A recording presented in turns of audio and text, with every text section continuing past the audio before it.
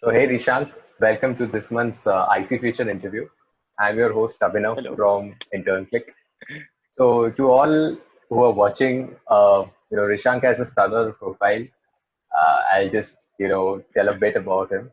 I think he'll walk us through the entire journey throughout this interview. Uh, Rishank is a 2020 graduate from BITS Pilani, and although he comes from a chemical engineering background, he has worked in multiple tech startups, been a part of a founding team of a startup, and currently works on three different things at once.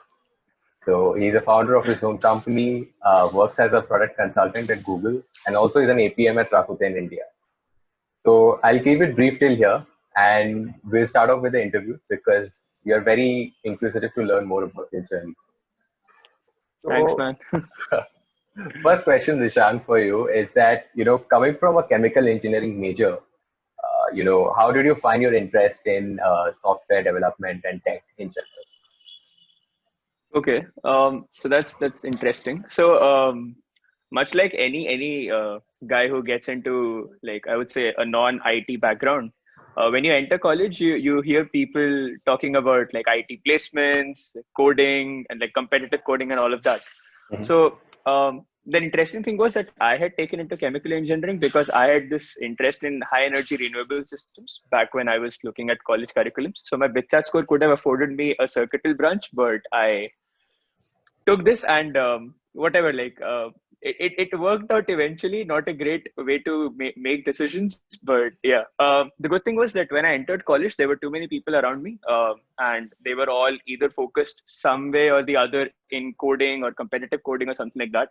Mhm. And back in 2016, like AI/ML had become a buzzword amongst developer circles, at least. Not so much in, I would say, the startup or in general human consciousness the way it has griped it now. But yeah, so basically in my first year there were these too many people around me who were doing coding some way or the other. I did not really have that much of a tech background, so it just made sense for me to go around and learn stuff a bit.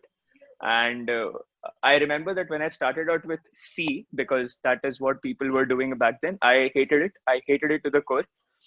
So there was this course called Introduction to CS50 by Harvard. It's Yeah, a popular course, and yeah. 3 weeks in, I couldn't understand anything. So there were a few friends, and then they suggested me to start off learning Ruby, which is something that I would recommend other people to start off with a simpler language, something like a Python or a Ruby, whatever works for you. There was this book called Learn Ruby the Hard Way. There is another book by the same author, Zed Shaw, called Learn Python the Hard Way. So I started off with that, and that is when I realized that okay, programming is actually cool if you don't really go much deeper into like language structures from the start itself. So yeah, like and I think that happens with anyone who gets into software development per se. Once you get into a habit of building stuff, like once you are past that initial valley of death situation where you are basically just trying to learn the structures and language and stuff, you realize that this is kind of magical because you're building like those normal loop pyramids and everything, and you suddenly see things coming alive on the screen. Right. So that is when the actual transition happened. So this is basically my first year itself. Obviously, there have been a few friends who took a little while getting into software development per se, but I've seen majority of the people around me, even those who have like an interest in core fields, taking into computer programming because it simplifies stuff. Like it's a tool to get stuff done faster.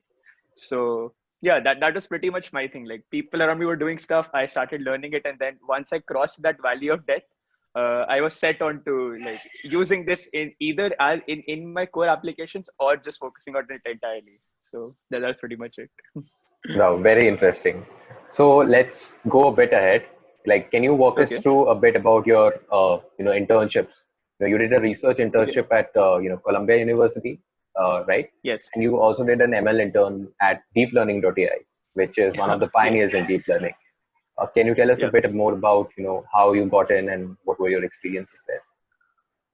So actually, there was this senior of mine who had done an internship at Wolfram that I had got to know Mhm. after his first year, and I was like, okay, so that is something that is possible.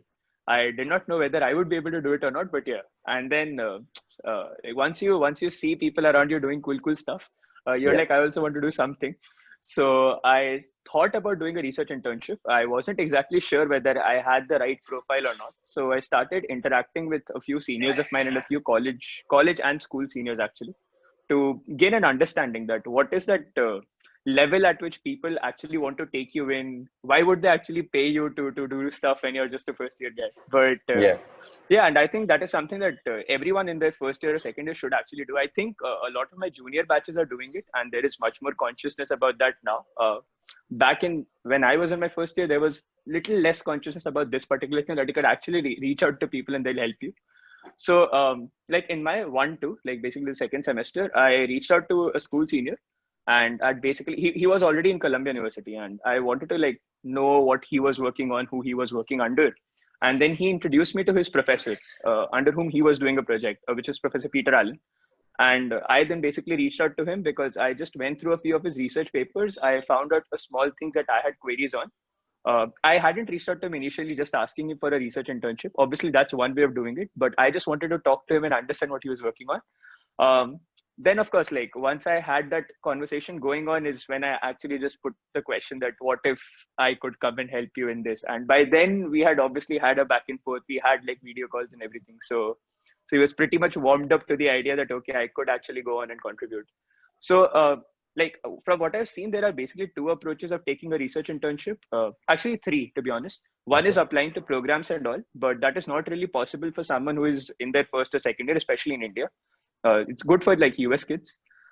So that is kind of out of the question. The second approach is the cold emailing approach that people do. They like cold approach like 300, 400 professors or research labs or research groups, and that's okay if you can do that. I mean, I did not have the patience to do that. So the third approach is what I like to follow, is when you're like reaching out to, let's say, 5 people, and Hmm. not with the sole intention of just like getting an internship or something. So you basically reach out to them, you ask questions, you figure out whether you can actually contribute there or not, and not just care about what badge is coming onto your CV or whatever. Because if it is a good fit, it'll come on mutually, like the way it Right. happens in Bollywood movies for romantic couples, the same way it happens in the work atmosphere as well. So yeah, that was pretty much how I got my first internship, which was pretty much a confidence boost for me also personally, to be honest, because till then I didn't know whether I could actually contribute or not. And Mhm. that is what led me to apply for deeplearning.ai's internship program. So basically everyone learns machine learning through Andrew Ng, Andrew Ng, whatever, like Yeah. how he's actually pronounced. So that's a no-brainer. Right. So when I'd heard that deeplearning.ai's manufacturing division, or I would say the commercial division, landing.ai, they had raised about 175 million in their funding round, and that was too huge. Yeah. So they had launched their global internship program back then. So I applied for it, and then thankfully I had a profile till then that could allow me to at least sit for their exams.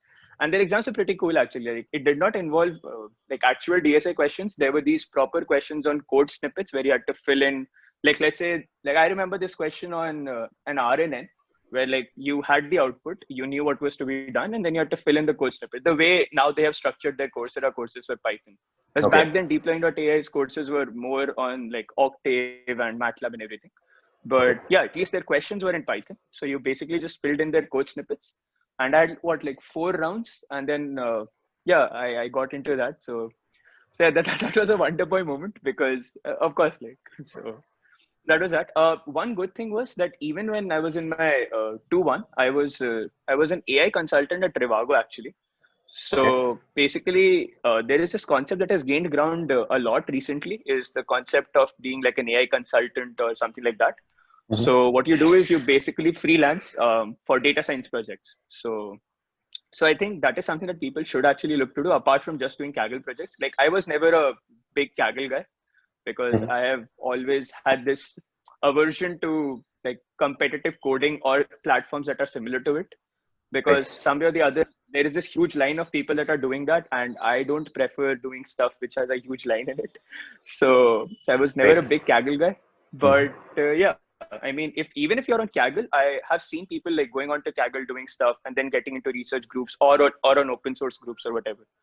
So yeah, that is something that is definitely recommended, because like it not only does it help you put your point across that I actually know this thing, you actually get to learn a lot of ancillary stuff which you won't get to learn when you're doing just structured machine learning stuff. So yeah, that is the basic story behind like the first two internships, like reaching out to people, talking to them, solving stuff, just getting through. Awesome. Yeah. Yeah, I mean, unconventional ways, have unconventional results. That's your correct, correct Yeah. example of that. So great. So let's go push a bit ahead to 2018, late 2018, when you Okay. were a part of Pepper, Yeah. which is now in news recently for its funding, and you were a part Yeah. of it for almost a year, I believe, right? Yeah. More than a year actually, but yeah. Yeah. So can you walk us, why you decided to join a startup, be the part of a founding team, and what were your Okay. learnings from them? Balancing academics and a startup in college. Yeah, so to be very honest, I haven't been good at balancing academics and other stuff. Like my academics always took a big hit, and that is Okay. definitely not recommended. It's just something that I couldn't do. it's Right. it's always better if you are able to manage different stuff. And I won't take names here, but there has been a lot of factors. It's not just me, okay? But yeah, the environment, everything. But yeah, actually, before joining Pepper, let me just rewind like a little bit before. So there was Sure. another startup that I co-founded called Kaya. And what we were trying to build there was an AI-based corporate virtual assistant. So like the interview or this meeting that we are having now, it was able to transcribe it, summarize it, and schedule the important action items into your calendar tools. Right. So we were one of the top 20 startups selected by the government of India for the Silicon Startup Exchange program, which was this 2-week fully funded networking trip to the Silicon Valley, Hmm. and I was basically leading and everything. Then we had been incubated. So BITS has this good thing called PIDE. It's basically an incubation center per se. And what they do is they give you like this office space, internet, AC, and everything. Right. You pay like a small rent for that, but it's worth it. So yeah, so we got incubated with Kaya, and the good thing was, and that is actually when I realized why things like co-working spaces or concepts like that actually work. It's because we were incubated at one room, and there were like 2, 3 other startups. So like beside me was Anirudh, Rishabh, and a few others working on Pepper back then when they had just started and all. And here again, there were like another startup working on some cool AR stuff and all of that. So it was a good place where you could see people working. I am not very extrovert, so I didn't really go on and mingle a lot. But at least it was good to know that people were working on cool stuff. Mhm. Um, so we eventually like had a small exit with Kaya, not a big one, but yeah. So that happened. And then Anirudh basically reached out to a friend of mine to reach out to me because they had just started out. They were trying to find out their product market fit, trying to build out their platform in some manner. And then we talked, and then we figured that okay, this is something cool. So I could probably devote my time to this because like I was basically free. I'd come back to that same freelancing stuff because it gives you money and like time to like spend it. So Yeah. yeah, that is happening, and that is basically how Pepper content happened. I mean, I know in pop culture generally startup beginning stories are very dramatized and everything, but it's really, really very simple. So he just reached out, we had a talk, he pitched me the idea of like what he was doing and what he envisioned to do, and like I don't know, some 10, 15 minutes in, I was like, huh, this sounds cool. How about we talk about this tomorrow? I'll probably come back with a few ideas of my own. We kept talking, and then we were like, huh, cool, let's just do this. So that was pretty much it. The good thing was that in Pepper, I actually learned a lot, much more than just the tech stuff. And that is probably the time when I personally went through this, I would say, transformation, evolution, or whatever term you attach to it, from just a developer or a researcher to a product guy, because that is when I started reading on how you exactly like get customers on board, how it actually affects other stuff. Right. So yeah, and then Pepper was also an eye opener on the startup ecosystem that is there in India. It has developed a lot, to be very honest, and it is developing massively. So I mean, now is as good a time as any to do a startup because there is capital inflow, there are people coming in, and with startups in general in India becoming big, like Flipkart having a big exit, Snapdeal becoming big, Paytm or Razorpay becoming a unicorn. So that capital inflow has been high, the focus has been very high. So I mean, you yourself has been working with a junior VC, right? So you would know. Right. So yeah. So yeah, that was how basically Pepper content happened. And if you have any question in specific to that, I'd be happy to answer that. But yeah. Yeah, any important takeaways that you had, apart from, that the startup Hmm. ecosystem transitioned you into a PM person, but, Yeah. should students generally venture out starting up themselves in college? Is it a wise decision? Yeah. I mean, there are like pros and cons for it, and I wouldn't. I mean, I wouldn't exactly say you should, or I mean, okay. So let me just break it down. So there are like few factors that are very important if you want to see whether you actually want to venture out or not. First is whether you have an unfair advantage or not. So that is something that I had learned from Anirudh actually. So Anirudh had actually interned with YourStory before he came up with the idea of Pepper. And his unfair advantage lied in the fact that he knew the content industry. He had worked as a freelance writer at a lot of other places. So he knew the ins and outs of the content industry to an extent where he could see those gaps. And that is his unfair advantage. He was not initially like a product person or like brilliant salesperson or something. He knew the ins and outs of the industry, and he had the grit and perseverance to do it. So that was his unfair advantage, and he figured that okay, fine, this is a good enough space. Let me begin here. Other startup founders that I've met that started in or around college are and became successful are something made of the same mold, that they have some unfair advantage that they realize very early on. So if you are looking to venture out in college, it is the unfair advantage portion that you need to figure out. Either you are a brilliant developer or you have this habit of coding on your laptop for 12 hours. That is an unfair advantage too, because you can spend more time on your laptop in a year than other people. So Right. you can basically build out products that can help in that process. So that is there. That is one of the major things that I think any college student should think of before like venturing out on their own. Number two would be figuring out whether a startup is actually like whether you are built for a startup or not. So everything goes through a hype cycle. Okay, so right now we are going through a startup founder being an excited phase hype cycle where Yeah. everyone thinks it's cool to be a startup founder, but trust me, it's not that cool. People only show the glamorous parts of it. There are a lot of stuff which is always pushed under the carpet for obvious reasons. But yeah, the thing is that there are actually obvious patterns to see if you do want to venture out as early as possible or not. One is of course whether you hate your studies, and by studies I mean the general system that you're in, not Yeah. just the core studies. Two is whether like you have actually been excited about something and whether you have actually pursued something to an extent. Like it could be anything. Like it could be something as simple as playing football. Like have you actually dedicated 2 hours for 6 months just to play football and get to some level? So that is a good enough indicator to see whether if you have been dedicated enough for anything in the past before, because everyone has a different I would say whatever, like not in the philosophical sense but in the normal sense also, everyone has a different development phase. So you do go through that phase. It's just that for some people it happens early on. So for Anirudh, for writing, it happened early on. For me, for coding, it happened very early on. For a few of my friends, for like coding or playing sports, it happened very early on. So they just knew that if they actually did something or they put their heart or mind to it, they could actually spend a lot of time doing it. So, and that is a good enough indicator that, okay, fine, if you are going to do a startup, I could put my heart and mind to it and I could probably get it to some level, like some form of a confidence boost based on something that you have done previously. So, yeah, the unfair advantage part and this part is good enough to let you know whether you should actually venture out on your own or not. The other alternative is you try to become part of other startups, because that in itself is a big learning curve.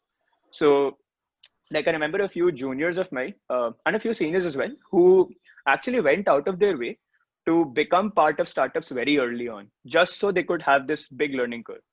Hmm. So yeah, like in the general venturing out scenario, obviously these are the factors, but you should definitely try to be a part of the startup as early as possible. Maybe as part of a founding team or as employee number 10, 20 or something like that. Because in general, of course, a startup is like the best way to like learn stuff and stuff of those sorts. So yeah, that is a no-brainer. So yeah. Right. Cool. So, we're almost, driving towards the most interesting part of the conversation now.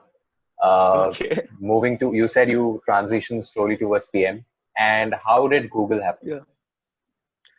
Uh, okay. So, I mean, so Google happened, I would say, by a fluke because I wasn't exactly prepared for this, Okay. very honestly. So, Pepper was happening already. We had raised our seed round, and then of course there was this I would say small ideological differences in how we wanted to progress further. And I completely understand that where, how, or why that happens because content industry in India is like very fragmented. And oh, actually, this is a good takeaway.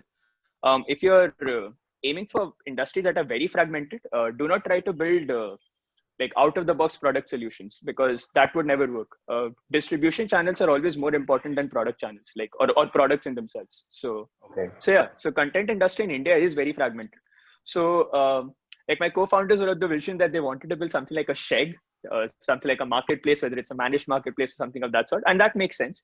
Mm-hmm. I come from a more developer or a product point of view, and I've always believed in the power of startups like a Dropbox or a Razorpay or Stripe or something like that. And doing that at this stage would have been slightly premature. Market wasn't ready, so I was looking to like get away from paper content, look for further opportunities. Mm-hmm. So there was that transition period going on, and once the transition period was in full flow, like once it was decided that I will have to now pursue something else, I started looking out for opportunities. I already had a few in the back, to be very honest. It wasn't like a completely I'll go solo now situation. Right. I already had a few offers, but then I came across Google's APM opening, and I reached out to a friend and I was like, could you refer me to this? I didn't really know whether they'll take me or not, but yeah, so I applied for it, and there was this question that Google always poses in their application. It's basically uh, like, do you want to put a cover letter? It's not mandatory. We don't have a look at it or anything. And would you like to share some thoughts or something? It's like a big text box. So I remember that I had seen these memes around Google Maps. So I thought might as well use that. So I basically dissected the problem with Google Maps and a solution. Turns out that actually helped later on. But yeah, that is how Google happened, and to be honest, that is how even Rakuten happened. Like I came across a LinkedIn post, and I was like, "Oh, okay." I've been a big Barca fan, Okay. so I've always had the soft spot for Rakuten. It's their official sponsor. Right. So yeah, so I reached out to them, and again, the same thing happened. Like they basically asked if you have anything in mind, and I had a few poems in how Rakuten does not post much on. Like I used to have those poems, now they do, but they had this phase in between where they would not post much on Instagram regarding Barcelona. Or commenting on the post or something. So I'd basically charted out this small marketing thing Okay. on what they should do. Obviously, that had no bearing on the work that I'm doing right now. But yeah, I mean, it helped to like warm up the interview process and like put across how I generally think of problems. So yeah, that is how both the things came into the Awesome. general scenario. Awesome. Yeah. So now let's talk about your own thing that you started after Pepper, Oh Workduck. So first of yeah. all, congrats on getting, the Tech 30 shout out by YourStory. Congrats on that. Thank you. Thank you. I think it's the second time, right? Yes. Yes. So it was with Pepper last time around, last year around, Yes. and then this year with Workduck. So yeah. Awesome. So can you tell us about Workduck, like what's Workduck and why you started it? Okay, sure.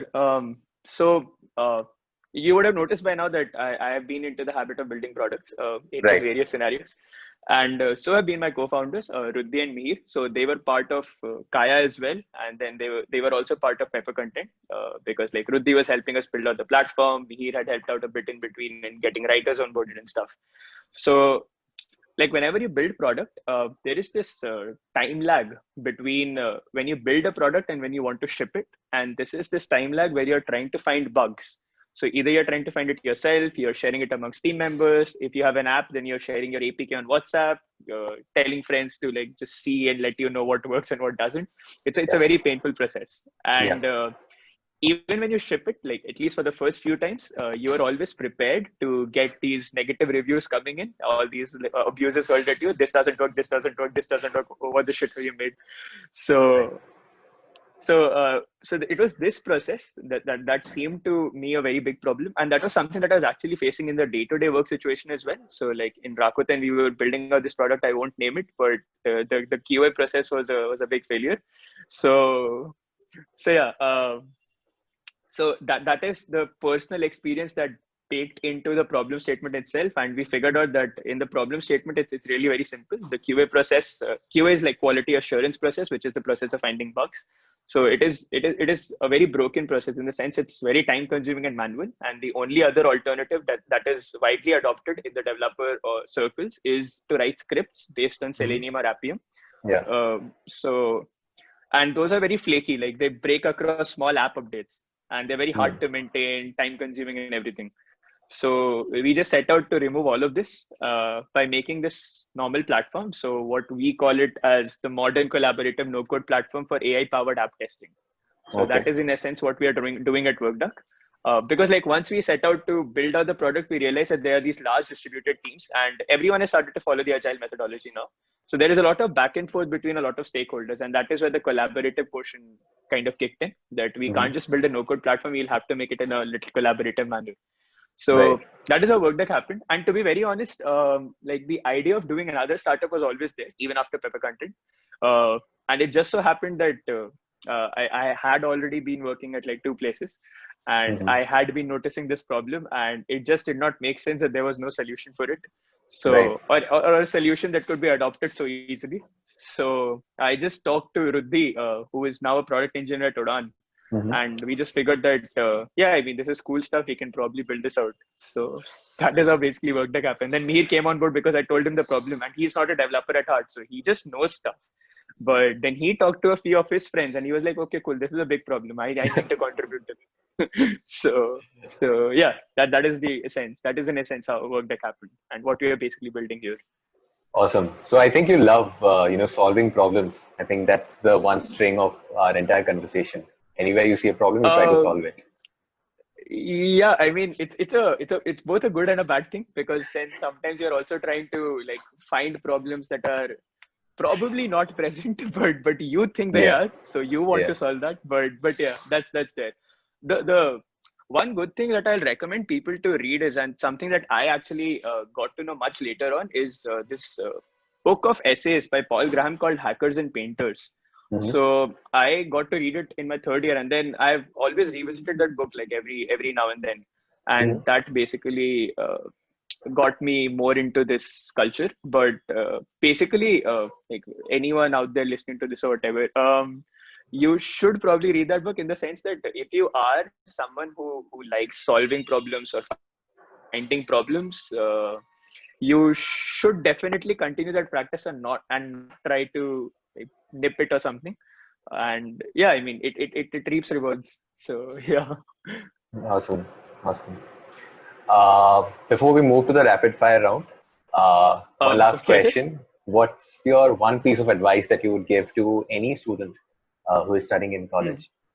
Any stream, any college, doesn't matter. But what would be your advice? Okay.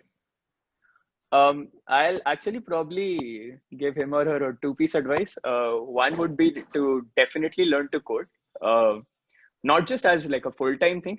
It just brings in that sense of structured thinking that is very much required in whatever field that you're doing. Because even if you're doing like hardcore physics research, it's good if you know how to code, because then you're able to do those particle research things. Yeah. So definitely learn to code or build stuff. Like there are ample amounts of no code platforms. There's Bubble, there's Uncork, there's AppSmith. So just use any of that and just learn how to build stuff. So it'll keep you well. And like since it's a two-part advice, the second part was don't focus too much on dating, and it's all right. Um, I Yes. mean, till the time you're coding stuff, it's fine. Like it's all right. Those things can happen. So, Great, great. I bec- think very few people talk about it. Glad that you mentioned it. yeah, I mean, there are a lot of misconceptions around it, but because I also went through a few. So as a good Okay. senior, I would like to tell a junior, it's all right. I mean, just focus on building stuff. The rest of the things follow. I've seen Great, ample amount of seniors now. Things happen, so it's all right. great, great. I like the second advice, man. Just cool. Okay. So now let's move to the rapid fire. There are 5 questions here. Okay. You will have. I don't need to describe what a rapid fire is, so Yeah, I mean, I get I'll that. I'll immediately start off. Cool. So the Okay. first question is the number one skill that a PM should have. Um, do not treat this as a program management job. Your role is not just to align with priorities of other people, Mhm. and do treat this as some place where you want to bring in more features from your side itself. So, so yeah, I would say people management skills. That is one. That is something that is not often either talked about or I don't know. I've seen that even in the interview processes that generally PMs follow right now. And of course, like I see maybe there could be a change in the future, whatever, but it's hard to kind of judge someone's people management skills in the interview process itself. Yeah. People have put in certain processes in place, but I don't think it's still foolproof. But yeah, don't become a program management guy. Like, don't become a program manager. Be a product manager and have those people skills to pull those things off. And probably focus a bit more on that. Do not treat this as a consultancy job in tech. So yeah, Yeah. that's the number one skill any good product manager should have. Okay. So Cool. yeah. Next is research intern versus corporate intern. Pick anyone. Ah, if so, like the first or second year me would pick out research internship. The third or fourth year me would pick out corporate internship because let's be honest, it pays a little more.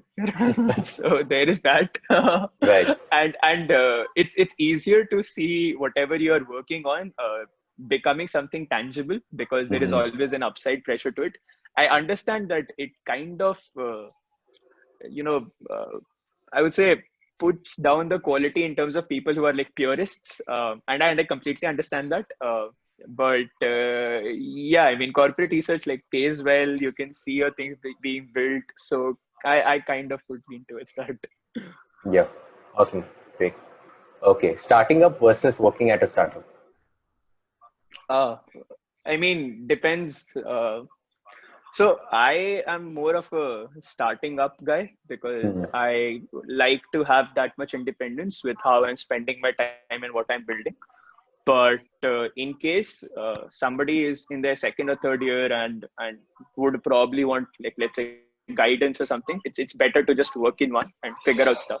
I mean, that is where like my previous experiences had helped, to be honest. So yeah, that's there. Also, oh, while we are on this, just one piece of advice. And that is something that I've seen oft quoted at a lot of places. So I'm sure people would have seen it themselves too. But Right. try to have your own playbook of doing things.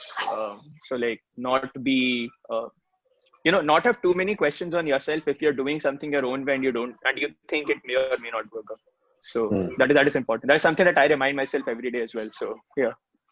Right. Spaces or tabs. Array. To be honest, I'm a tabs guy. So yeah. I mean, Okay. I don't see the sense of why I would, press space like 4 times or 8 times to get to a place where I can do it like 2 tabs or 4 tabs. I don't get it. So I'm a tabs guy. I can't deal with spaces. Okay. So Uh, yeah. Great. Coffee or tea?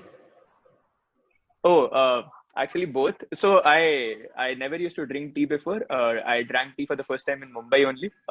So Okay. like a friend introduced me to that. I don't know why. For some reason, I never drank it before. Mhm. Right now, I'm a coffee guy because I tend to like stay awake for a long time. But yeah, the kind of conversations you can have over tea is different. So Right. yeah, there's that. I mean, it depends. So for a professional relationship or whatever, probably coffee. But to actually sit around and talk to people, it'll be tea.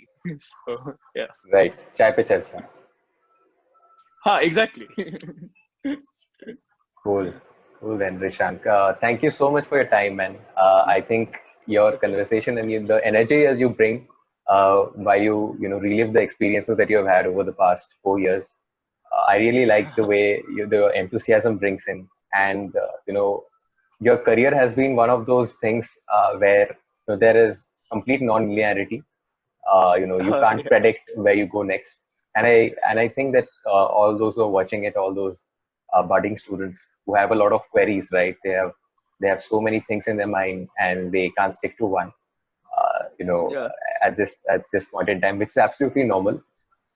Yeah. But I think your advice and your journey here will inspire us a lot. Thanks for having me, man. I mean, and yeah, I mean, it's completely fine to not know what to do right now. I mean, you're not 30, so it's all right. Even if you're 30, that's even then it's still fine, to be honest. But yeah, so Cool. thank you for that. Yeah. Awesome.